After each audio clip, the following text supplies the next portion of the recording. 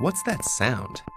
Depending on whom you ask, the crackle of popping joints is either the sound of sweet relief or the noxious tones of a stomach-turning habit. Really though, what's that sound? I mean, why does bending your joints in a certain way make them pop like that? Scientists have offered several explanations, including rapidly stretching ligaments and, in severe cases, actual bones grinding against each other.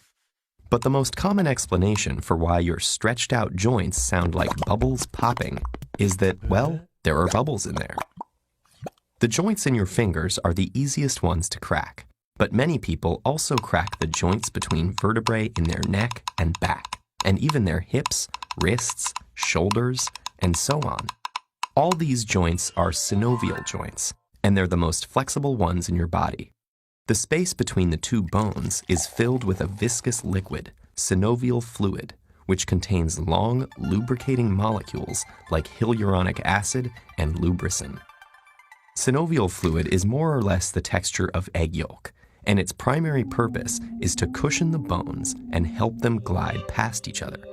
It also contains phagocytic cells that help clean up any bone or cartilage debris that ends up in the joint. But the reason it's important for knuckle cracking is that, like other fluids in your body, it contains lots of dissolved gas molecules. Knuckle crackers know that to get that satisfying pop, you stretch the joint farther than it normally goes, by bending your fingers backwards, for example. When you do that, the bones move away from each other. The space between bones gets bigger, but the amount of synovial fluid stays constant. That creates a low-pressure zone that pulls dissolved gases out of the synovial fluid, just like the carbon dioxide that fizzes out of soda when you twist open the cap. Inside the joint, the escaping gases form a bubble with a pop. But the bubble doesn't last long. The surrounding fluid presses on it until it finally collapses. The bubble's gases scatter throughout the synovial cavity and slowly dissolve back into the fluid over the course of about 20 minutes, which is why it can take a while before you can pop the same joint again. Some scientists think there may actually be two pops, one when the bubble forms and another when it bursts. Popping a joint temporarily enlarges it, which may be why dedicated knuckle, neck, and back crackers say the habit makes their joints feel looser and more flexible. But you may have heard from a concerned relative or annoyed office mate that cracking your joints will give you arthritis. A doctor named Donald Unger heard this too. So, determined to disprove his mother's warnings, he cracked the knuckles of his left hand repeatedly for 50 years.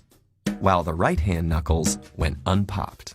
36,500 cracks later, both hands were arthritis-free. For this selfless act of devotion to science, Dr. Unger received an Ig Nobel Prize, a parody of the Nobel Prize that recognizes wacky but weirdly fascinating scientific accomplishments. Unger wrote that his results should prompt investigation into other parental beliefs, like the importance of eating spinach. The jury's still out on that one. As for knuckle cracking, one study suggests that all that joint stretching and bubble bursting can cause your hands to swell and weaken your grip.